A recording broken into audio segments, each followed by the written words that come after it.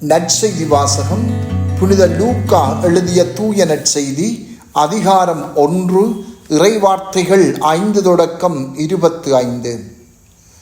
யூதேய நாட்டில் ஏரோது அரசனாக இருந்த காலத்தில் அபியா வகுப்பைச் சேர்ந்த சக்கரியா என்னும் பெயர் கொண்ட குரு ஒருவர் இருந்தார். அவர் மனைவி ஆரோனின் வழிவந்தவர். அவர் பெயர் எலிசபெத்து. அவர்கள் இருவரும் கடவுள் பார்வையில் நேர்மையானவர்களாய் விளங்கினார்கள். ஆண்டவருடைய அனைத்து கட்டளைகளுக்கும் ஒழுங்குகளுக்கும் ஏற்ப குற்றமற்றவர்களாய் நடந்து வந்தார்கள். அவர்களுக்கு பிள்ளை இல்லை, ஏனெனில் எலிசபெத்து கருவுற இயலாதவராயிருந்தார். தம்முடைய பிரிவின் முறை வந்தபோதும் சக்கரியா கடவுளின் திருமுன் குருத்துவ பணி ஆற்றி வந்தார். குருத்துவ பணி மரபுக்கு ஏற்ப ஆண்டவரின் திருக்கோவிலுக்குள் சென்று தூபம் காட்டுவது யார் என்று அறிய சீட்டு குலுக்கி போட்டபோது அது சக்கரியா பெயருக்கு விழுந்தது. அவர் தூபம் காட்டுகிற வேளையில் மக்கள் கூட்டத்தினர் அனைவரும் வெளியே இறைவனிடம் வேண்டிக் கொண்டிருந்தனர். அப்பொழுது ஆண்டவருடைய தூதர் ஒருவர் தூப பீடத்தின் வலப்பக்கத்தில் நின்றவாறு அவருக்கு தோன்றினார். அவரை கண்டு சக்கரியா அச்சமுற்று கலங்கினார். வானதூதர் அவரை நோக்கி, சக்கரியா, அஞ்சாதீர், உமது மன்றாட்டு கேட்கப்பட்டது. மனைவி எலிசபெத் உமக்கு ஒரு மகனை பெற்றெடுப்பார். அவருக்கு யோவான் என பெயரிடுவீர். நீர் மகிழ்ந்து பேறு வகை கொள்வீர். அவரது பிறப்பால் பலரும் மகிழ்ச்சி அடைவர்.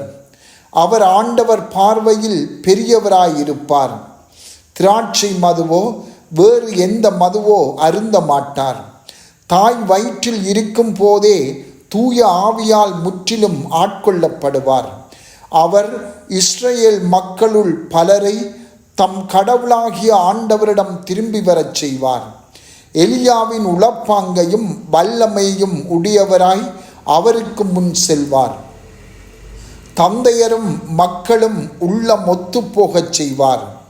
நேர்மையாளர்களின் மனநிலையை கீழ்ப்படியாதவர்கள் பெறச் செய்வார். இவ்வாறு ஆண்டவருக்கு ஏற்புடைய ஒரு மக்கள் இனத்தை ஆயத்தம் செய்வார் என்றார். சிந்தனை. கபிரியேல் என்னும் முதன்மை வானதூதர் எங்களுக்கு தோன்றுவதாக நினைத்து கொள்வோம். இந்த வானதூதர் மூவொரு கடவுளின் மங்காத மகிமையில் நின்று கொண்டிருப்பவர். அப்படிப்பட்ட தூதர் நமக்கு தோன்றினால் எப்படி இருக்கும்? மூவொரு கடவுளிடம் இருந்து எமக்கு ஒரு முக்கியமான செய்தியை கொண்டு வந்துள்ளார். இந்த காட்சியை ஒரு சில நிமிடங்கள் நினைத்து பார்ப்போம். இன்றைய வாசகத்திலே சக்கரியா ஆண்டவரின் திருப்பீடத்துக்கு முன்பாக தூபம் காட்டிக் கொண்டு நின்றார். மக்கள் வெளியே செபம் செய்து கொண்டு நின்றனர். அப்போது தூதர் சக்கரியாவுக்கு தோன்றி அவர் மனைவி எலிசபெத் தம் முதிர்ந்த வயதில் ஒரு குழந்தையை பெற்றெடுப்பார் என்ற செய்தியை கூறினார்.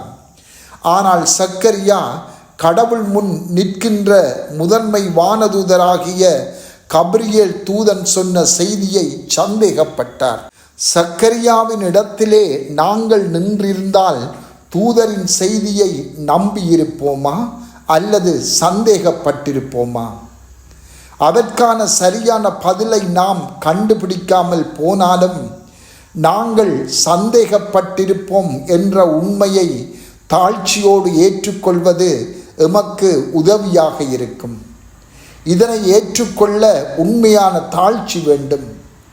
சக்கரியாவைப் போல நாங்களும் பாவிகள்தான், பிளவினர்கள்தான். மரியாவைப் போல நிறைவான நம்பிக்கை எம்மிடம் இல்லை. இந்த உண்மையை தாழ்ச்சியோடு நாங்கள் ஏற்றுக்கொண்டால் எமது நம்பிக்கையின்மையை மேற்கொண்டு உயர்ந்த நிலையை அடைய முடியும். தனது நம்பிக்கையின்மையால் சக்கரியா மிகவும் துன்பத்தை அடைந்தார்.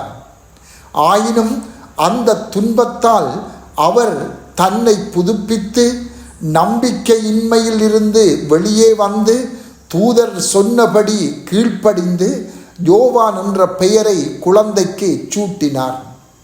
நாங்கள் எவ்வாறு இறைவார்த்தைக்கு செவிமடுக்கின்றோம் என்று இன்று சிந்திப்போம்.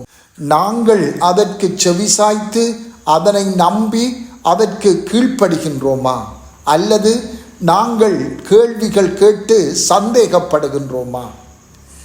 ஆண்டவர் ஒவ்வொரு நாளும் எம்மோடு பேசுகின்றார் என்பதை நாம் அறிந்து கொள்வோம். எம்மிடம் உண்மையான நம்பிக்கை இல்லை என்பதை தாழ்ச்சியோடு ஏற்றுக்கொள்வோம். நாங்கள் நம்பிக்கையில் ஆளப்பட வேண்டும், உறுதிப்படுத்தப்பட வேண்டும் என்ற தேவையில் உள்ளோம் என்பதையும் ஏற்றுக்கொள்வோம். செபம். ஆண்டவரே, நாங்கள் அன்றாடம் கேட்கும் இறைவார்த்தைக்கு தகுந்த பதிலை தர எம்மை நம்பிக்கையில் உறுதிப்படுத்தியருளும். ஆமென்.